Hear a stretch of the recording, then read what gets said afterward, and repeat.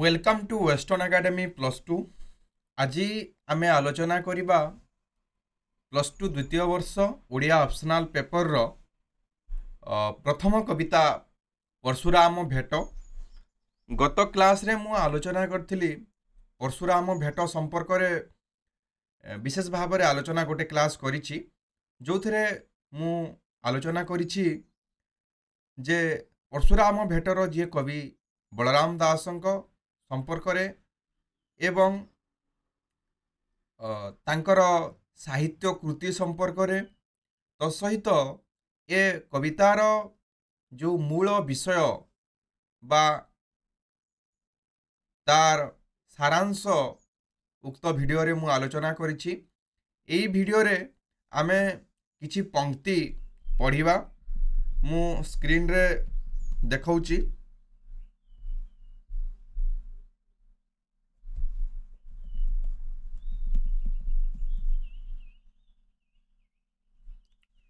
आपण माने स्क्रीन देखि पारिबे।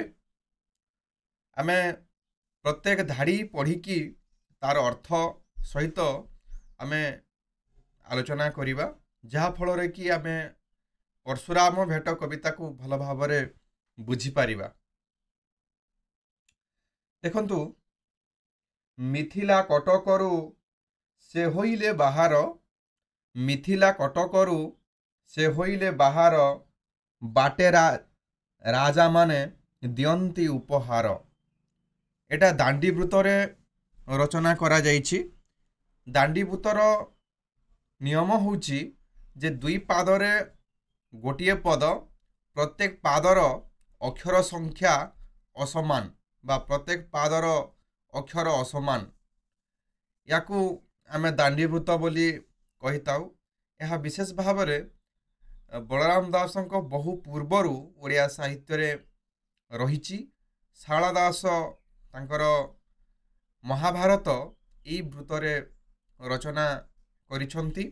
तो घटना होउछि जे रामचंद्र स्वयंवर को जाइछंती, सीता विवाह स्वयंवर को जाइछंती एवं मिथिलार जे राजन होउछंती जनक, से गोटे स्वयंवर आयोजन करछंती एवं से स्वयंवर रे विभिन्न युवराज एवं राजा मान को निमंत्रण करिछंती। तन्मध्यरे रामचंद्र को मध्य निमंत्रित अतिथि भाव रे से जगह को जाइथिले एवं तांको सहित वशिष्ठ, लक्ष्मण एवं दशरथ मध्य जाइछंती। तो ए समय रे जेतेबेले सेठी पहुंचीचंती, कौन हिची ना समस्त राजा शिवधनु भांगिबारे विफल हेचंती। से स्वयंवरर जहा थिला नियम थिला जे जे शिवधनु को भग्न करिवो से सीतांकु विवाह करिवो।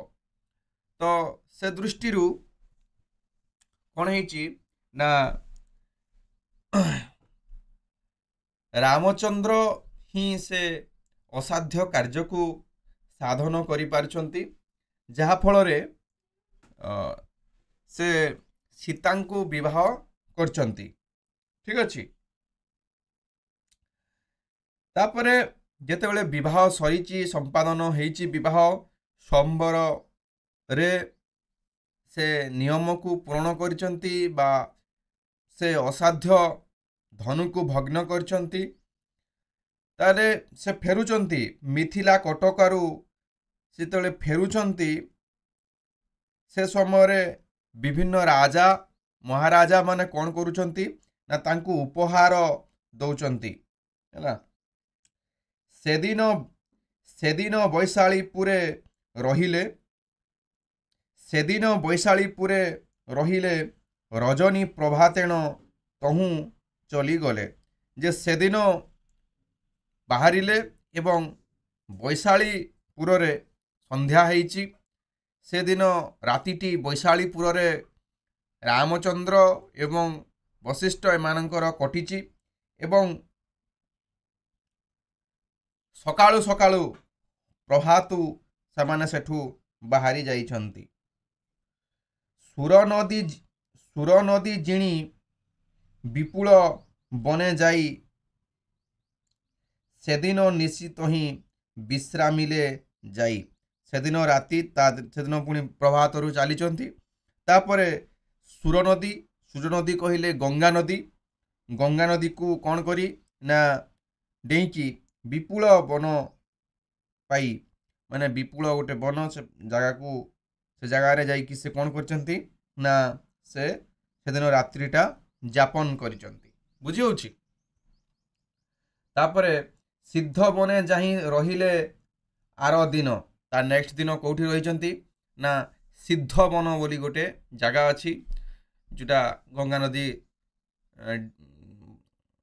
ଆରପାରିକୁ ଗଲାବେଳେ ସିଦ୍ଧ ବନ, ସେ ସିଦ୍ଧ ବନରେ ଯେଉଁଟା ବିଶେଷ ଭାବରେ ସାଧୁ ସନ୍ଥ ମାନଙ୍କର ଆସ୍ଥାନ, ସେହି ବନରେ ସେ ଯାଇକି ରହିଛନ୍ତି। ବୁଝିହେଉଛି। ନେକ୍ସଟ କହୁଛନ୍ତି ବିଶ୍ୱାମିତ୍ରଙ୍କ ଆଶ୍ରମ ସେ ଅତୀୟ ବିତପନ ହେଲା, ଚଉଠି ସମ୍ଭାର ବିଧି ତହିଁ କଲେ। ଯେ ବିଶ୍ୱାମିତ୍ରଙ୍କର ଆଶ୍ରମ, ଯେ ସେ କ'ଣ କହୁଛନ୍ତି ନା ସିଦ୍ଧ ବନେ ଯାଇ ରହିଲେ ଆର ଦିନ ବିଶ୍ୱାମିତ୍ରଙ୍କ ଆଶ୍ରମ ସେ ଅତୀୟ ବିତପନ, ସେଦିନ ସିଦ୍ଧ ବନରେ ରହିଲେ ଏବଂ ତାର ସେ ପାଖରେ ବିଶ୍ୱାମିତ୍ରଙ୍କର ଆଶ୍ରମ ଥିବା କଥା କୁହାଯାଉଛି। ସେ ଜାଗାରେ ସେ ଅବସ୍ଥାନ କଲେ ହେଲା। ଚଉଠି ସମ୍ଭାର ବିଧି ତହିଁ କଲେ, ମାନେ ଚଉଠି ପାଇଁ ଯାହା ଆବଶ୍ୟକ ଯେଉଁ ବିଧି ବ୍ୟବସ୍ଥା ରହିଛି ଆମର ହିନ୍ଦୁ ଧର୍ମରେ, ଆର୍ଯ୍ୟ ସଂସ୍କୃତିରେ, ତାକୁ ସେମାନେ ସେଠି ସମାପନ କଲେ। ନିଶି ପ୍ରଭାତରୁ ତହୁଁ ଚଲିଗଲେ, ସକାଳ ପାଇବା ହେତୁ ସେଠୁ ଚଲିଗଲେ।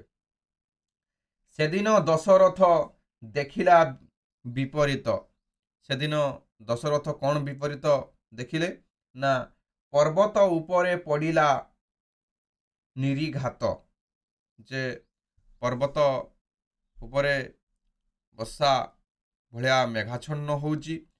ଗୋଟେ ବିପରୀତ ଅସମୟରେ ବିପରୀତ କଥା ଦେଖୁଛନ୍ତି କିଏ ନା ଦଶରଥ, ରାମଚନ୍ଦ୍ରଙ୍କର ପିତା ହେଲା।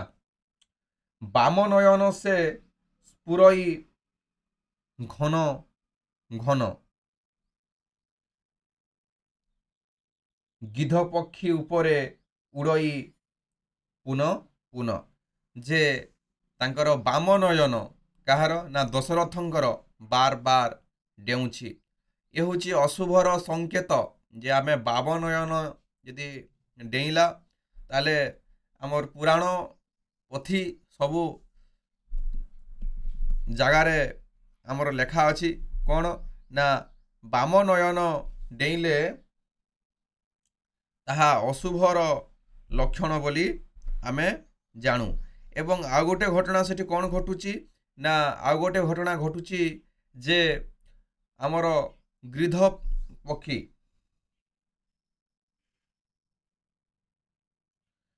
ପକ୍ଷୀ ମାନେ ଶାଗୁଣା ବାର ବାର କ'ଣ କରୁଛି, ଉଡ଼ୁଛି। ତ ଏଭଳି ଏକ ମାନେ ବିପରୀତ ବା ଦୁଃସହ କହିପାରିବା, ବା ଆମେ କହିପାରିବା ଯେ ଅଶୋଭନୀୟ ଲକ୍ଷଣ ସବୁ ଦେଖାଦେଉଛି, ବିପରୀତ ଲକ୍ଷଣ ଗୁଡ଼ାକ, ଅମଙ୍ଗଳ ଲକ୍ଷଣ ଗୁଡ଼ାକ ଦେଖାଦେଉଛି। ମନୁଷ୍ୟ ଶାରୀରି ଉପରେ ବସଇ ଆସି କାକ, ଏଠି ଶାରୀରି ଦେଇଛେ, ଶରୀର ହବ ହେଲା। ଉପସର୍ଗ ବିଜେ ବୋଲନ୍ତି ଥୋକେ ଲୋକ, ଯେ ଏ ଯେଉଁ ପକ୍ଷୀ ଶାଗୁଣା ପକ୍ଷୀ ସେ କ'ଣ କରୁଛି ନା ମଣିଷ ଶରୀର ପାଖକୁ ଆସିକି ବେଳେ ବେଳେ ବସୁଛି। ତ ଇଏ ହେଉଛି ଅଶୁଭ ଲକ୍ଷଣ, ଅଶୁଭର ସଂକେତ। ଶ୍ରୀରାମର ଆଗରେ ଶୃଗାଳ ରାବ ଦିଅନ୍ତି, ଶ୍ରୀରାମର ଆଗରେ ଶୃଗାଳ ରାଗ ଦିଅନ୍ତି, କୁହୁଡ଼ି ହୋଇଣ ଆକାଶେ କୁହୁ ଝଟକନ୍ତି ଯେ ଶ୍ରୀରାମଙ୍କ ଆଗରେ ଶୃଗାଳମାନେ ବିତରଣ କରୁଛନ୍ତି ବା ତାଙ୍କର ଯିବା ଆସିବା କରୁଛନ୍ତି। ବାର ବାର ଶୃଗାଳ ରାସ୍ତାରେ ଗଲାବେଳେ ଦେଖା ଦେଉଛନ୍ତି ଏବଂ ଆକାଶରେ କଳା ମେଘ ଘୋଟି ଆସୁଛି। ଏଭଳି ଏକ ସମୟର କଥା ବଳରାମ ଦାସ ବର୍ଣ୍ଣନା କରୁଛନ୍ତି ଯେ ରାମଚନ୍ଦ୍ର ମିଥିଲାରୁ ଫେରିଲା ବେଳେ ବାଟରେ ଯେଉଁ କିଛି ଦିନ ଅବସ୍ଥାନ କରୁଛନ୍ତି ଏବଂ ତାଙ୍କର ଯେଉଁ ଅଶୁଭ ଲକ୍ଷଣ ଗୁଡ଼ାକ ଦେଖାଦେଉଛି ସେ ବିଷୟରେ ଏଠି କବି କହୁଛନ୍ତି। ଦେଖିବା, ସୂର୍ଯ୍ୟଙ୍କର କିରଣ ହୋଇଲା ନ୍ୟୁନ, କି ଜାଣି ଦିନକର ପୂର୍ଣ୍ଣମାର ଜହ୍ନ। ଯେ ଏଠି ଗୋଟେ ସୁନ୍ଦର ଉପମାଟିଏ ଦେଇଛନ୍ତି କବି ବଳରାମ ଦାସ। କ'ଣ କହିଛନ୍ତି ନା ସୂର୍ଯ୍ୟଙ୍କର କିରଣ ହୋଇଲା ନ୍ୟୁନ, ମାନେ ସୂର୍ଯ୍ୟଙ୍କର କିରଣ ନ୍ୟୁନ ହୋଇଗଲା, ମାନେ କମି କମି ଗଲା ତାଙ୍କର ଆଲୁଅଟା, ମାନେ ସନ୍ଧ୍ୟା ଆସନ୍ନ ସମୟ ହେଲା। ତାହେଲେ ସେ କ'ଣ କହୁଛନ୍ତି, କି ଜାଣି ଦିନକର ପୂର୍ଣ୍ଣମାର ଜହ୍ନ, ଯେ ଜାଣି ଜାଣିକିରି ଦିନକର କହିଲେ ସୂର୍ଯ୍ୟ, ଏଠି ପୂର୍ଣ୍ଣମାର ଜହ୍ନ ହେଇଯାଇଛନ୍ତି। ପୂର୍ଣ୍ଣିମା ଦିନ ଯେମିତି ଜହ୍ନ ଅନ୍ଧାର ଦେଖାଯାଏ ସେଇଭଳିଆ ହେଇଯାଇଛନ୍ତି ବୋଲି କବି ବର୍ଣ୍ଣନା କରିଛନ୍ତି। ଧୂମକେତୁ ଉଦୟ ହୋଇଲା କି ଗଗନେ, ଦିବସେଣ ଉଦୟ ହୋଇଲା ତାରା ମାନେ। ଯେ ସେ କହୁଛନ୍ତି ଯେ ଯେମିତି ଅନ୍ଧାର ଦେଖାଗଲା, ସୂର୍ଯ୍ୟଙ୍କର କିରଣ ନ୍ୟୁନ ହେଇଗଲା ଏବଂ ସେଠୁ ଧୂମକେତୁ, ଆକାଶରେ ଧୂମକେତୁ ଦେଖାଗଲା ଭଳିଆ ଦୃଶ୍ୟ ହେଲା। ଯେହେତୁ କଳା ମେଘ ଘୋଟି ଆସିଛି, ଏପଟେ ଶାଗୁଣା ଯିବା ଆସିବା କରୁଛି, ଦେହରେ ବସି ଦେଉଛି, ଏପଟ ସେପଟେ ବୁଡ଼ୁଛନ୍ତି, ଶୃଗାଳ ଗୁଡ଼ାକ ଏପଟ ସେପଟ ରାସ୍ତାରେ ଡେଉଁଛନ୍ତି ଏବଂ ଏପଟେ କଳା ମେଘ ଆକାଶର ସୂର୍ଯ୍ୟଙ୍କୁ ଢାଙ୍କି ଦେଇଛି। ଏଭଳି ସ୍ଥିତିରେ ସେ କହୁଛନ୍ତି ଯେ ଧୂମକେତୁ ପଳେଇ ଆସିଲା କି ଦିବେଷଣ ଉଦୟ ହୋଇଲେ ତାରାଗଣ, ତାରା ମାନେ ଯେ ଦିବସରେ ମାନେ ଦିନରେ ତାରା ମାନେ ଉଇଁଲେ କି ବୋଲି ଯେମିତି ଭ୍ରମ ସୃଷ୍ଟି ହେଉଛି। ତାପରେ କ'ଣ କୁହାଯାଉଛି,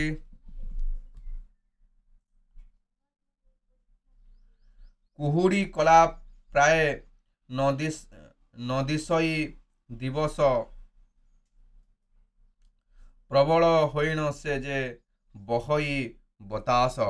ଯେ କୁହୁଡ଼ିରେ ବା ତାର କଳାରେ ଆଚ୍ଛାଦିତ କରିଦେଇଛି ସମଗ୍ର ଆକାଶକୁ ଏବଂ ପ୍ରବଳ ହୋଇଣ ବତାସ ମାନେ ପବନ ବହୁଛି। ଏଭଳି ଏକ ଦୁଃଲକ୍ଷଣ ଦେଖାଦେଉଛି। ଦଶରଥ ବିଚାରେ ଉପସର୍ଗ କଥା, ବଶିଷ୍ଠଙ୍କୁ ରାଇ ବିଚାରେ ମହାରଥା। ଯେ ଭାବୁଛି ଯେ କ'ଣ ଘଟଣା ଗୋଟେ ଘଟିବ, ସେ ବଶିଷ୍ଠଙ୍କୁ ମଧ୍ୟ ପଚାରୁଛନ୍ତି। କିଏ ନା ଦଶରଥ। ବୁଝିହେଉଛି।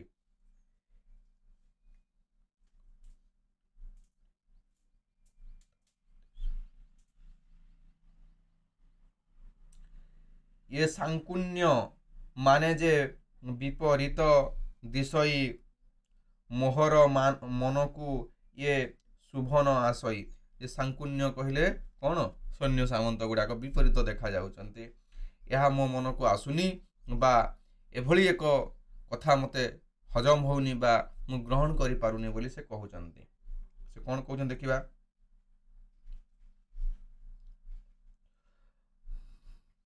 ଅବଶ୍ୟ ବିପରୀତ ହୋଇବାକ ଆଜି କିଛି ଗୋଟେ ବିପରୀତ ଘଟଣା ଘଟିବ ବା କିଛି ଅମଙ୍ଗଳ ଗୋଟେ ଘଟଣା ଘଟିବ। ପ୍ରମାଦ ହୋଇବ ଏ ମୋହର, ଏଡ଼େ शुभ कार्य माने मोर ए शुभ कार्य राम को मुझे विवाह कली ए शुभ कार्य किछि गुटे प्रमाद किछि गुटे घटना घटिबो बोली से कहउचंती। मुनिए बोइले हो आनो नाही किछि मन मुनि कहउचंती जे किछि चिंता कर नाही किछि हबो नाही बोली कहउचंती किए ना वशिष्ठ हला। एक कथा एक भ्रांत तोर अछि जे ए कथा सब तू जो विपरीत घटना देखुचु ए कथा सब भ्रांत घटना ए कथा सब अंधविश्वास बोली से कहउचन तांको हला। क्षत्रिंकर ओइरी जे अटई परशुराम क्षत्रि मानकर ओइरी ओइरी कहिले शत्रु हला। से 17 थर आमर ए क्षत्रिय मानक निश्चिन्न कर देथिले ए महीरु धरारु किए ना जमदग्निंकर पुत्र परशुराम बुझी होची से कौन कहले ना क्षत्रिंकर ओइरी जे अटई परशुराम क्षत्रि मानकर ओइरी ओइरी कहले शत्रु किए ना परशुराम अटे। सिद्ध मने जेहू करी अछई आश्रम ना परशुरामंकर आश्रम पिला माने कोठी ना सिद्ध बनरे माने सिद्ध बनरे अछंती ए सब दुश्चित्र गुड़ाक बा विपरीत बा अमंगल चित्र गुड़ाक देखुचंती। तेणु से कहउचंती जे से परशुराम होची क्षत्रि मानकर वैरी जेतु रामचंद्र मध्य होचंती क्षत्रिय तेणु करी परशुराम होची क्षत्रि मानकर वैरी एवं से सिद्ध बनरे कौन करुची ना वर्तमान अवस्थान करुची बा तार आश्रमटा होची सिद्ध मनरे है ना। तो से कौन कहउचंती सेन सेन पुण हो भेट पड़ी जाई आज से आम आगरे आज भेट न पड़ू से यदि भेट पड़ीगला असुविधा हम बोली से कहउचंती बुझी है। ताहाकू देखिले जे होइब महा ताहाकू देखिले जे होइब मंद कार्य जे से परशुराम को आमर भेट न हो कारण परशुराम को भेट हेले आमर मंद कार्य से किछि किछि किछि गुटे अघटन करिवो एई भली कथा मने आशंका करा जाउची है ना। एते बोली कहूँ जे कहंती करंती गमन ध्याने बसीथिला जे रेणुकानंदन ए समय कौन हेची ना एमाने एते एते एते कथावार्ता है कि कौन करूचंती चालुचंती बा एमानकर कथावार्ता चलती जे एठी जदि देखा हुए परशुराम ताहेले किछि अघटन हबो। तो एतिकी कहिकरी जेतेबेले से कौन करूचंती ना चालुचंती से समय रेणुकानंदन ना माने रेणुकानंदन कहले ठीक है रेणुकार पुत्र होची परशुराम है ना। ध्याने छाड़िला जे परशुराम मुनि ध्यान छाड़िला ध्यान रे बसतिला किए ना परशुराम बसिथिले ध्यान रे एवं परशुराम होचंती तांकर जननी होचंती रेणुका एवं रेणुकांकर पुत्र होचंती किए परशुराम परशुराम होचंती रेणुका एवं जमदग्निंकर औरसर संतान से कौन करुथिले ना ध्यान रे बसतिले ध्यान रे चुपचाप बसतिले एवं से समय माने से बाटे गला बेले तांकर ध्यान भग्न होईची हला। समाधि भाजिला जे वीर वीरतुर शुणी माने समाधि भांगी गला कहार जो समाधि रे बसी थिला परशुराम समाधि भांगी जाइची वीरतुर माने वीरवाद्य शुणी वीरतुर बोले पिला माने मन रखिबो जे रामचंद्र जते बेले अयोध्या को प्रत्यावर्तन करूचंती संगरे अछंती लक्ष्मण तापरे दशरथ एवं किए ना गुरु वशिष्ठ एवं सैन्य सामंत से माने वीरवाद्य करिके जे माने स्वयंवर रे विजय होइके आछन जेते बेले माने वीरवाद्य करिके आछंती ए वीरवाद्य जेते बेले परशुरामर कर्ण रे पड़िछि एवं परशुराम ध्यान रे बसिछि एवं परशुराम जानि गले जे किए गुटे आसुछि तांकर ध्यान भांगीछि बा समाधि भांगी जाइछि से उठी पड़िचंती हैला। मने विचार होई से किस किस जे शब्द मने विचारुची किए परशुराम जे कौन गुटे शब्द शुभुची कौन गुटे वीरवाद्य शुभुची श्रवण को शुभई से वीर दूर ବାଦ୍ୟ ଯେ ଏ ମୋର୍ କାନକୁ କ'ଣ ଗୋଟେ ବୀରବାଦ୍ୟ କେଉଁଠି ଗୋଟେ ଶୁଭୁଛି, କିଏ ଗୋଟେ ବିଜୟ ହେଇକି ଆସୁଛି, କିଏ ଗୋଟେ କ୍ଷତ୍ରିୟ ଗୋଟେ ବିଜୟ କେଉଁଠି ଜୟ କରିକି ଆସୁଛି, ଏଭଳି ସେ ସନ୍ଦେହ କଲେ। ବୁଝି ହେଉଛି?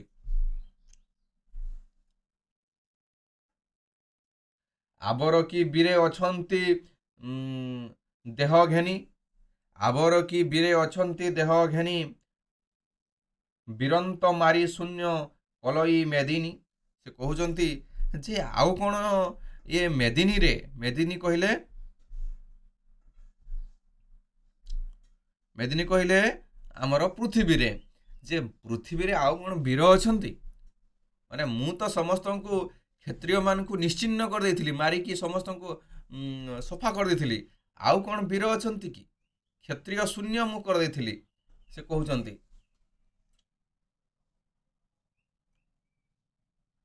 ତାପରେ କ'ଣ କହୁଛନ୍ତି? ପୁଣି ବୀର ତୁର ଶୁଭିଲାକ ମୋତେ, ଯେ ପୁଣି ବୀରବାଦ୍ୟ ମୋତେ ଶୁଭିଲା। କେମିତି ଶୁଭିଲା? ଗୋଟେ ବୀରବାଦ୍ୟ ବୋଲି ସେ କହୁଛନ୍ତି। ବୁଝି ହେଉଛି? କେବଳ ବୀର ପ୍ରତାପୀ ହୋଇଲା ଜଗତେ। କିଏ ଗୋଟେ ବୀରବାଦ୍ୟ ବଜେଇକି ଆସୁଛି, ସିଏ କିଏ ଗୋଟେ ବୀର ହେଲା ବୋଲି ସେ ପୁଣି ଚିନ୍ତା କରୁଛନ୍ତି, ଯେ କିଏ ଏମିତି ବ୍ୟକ୍ତି ଅଛି ଯେ ମୁଁ ତ ସମସ୍ତଙ୍କୁ ଏ ମେଦିନୀରେ ପୃଥିବୀରୁ ବୀରଶୂନ୍ୟ କରାଇଥିଲି, କିଏ ପୁଣି ଗୋଟେ ବୀର ବାହାରିଲା ଯେ କି ବୀରବାଦ୍ୟ ବାଦନ କରିକି ବଜେଇ ବଜେଇ ଆସୁଛି ବୋଲି ସେ କହୁଛନ୍ତି। ପୂର୍ବର କଥା ମାନ ନାହିଁ କି ସେ ଶୁଣି, ମୋର ପୂର୍ବ କଥା ସେ ଶୁଣି ନାହିଁ କି?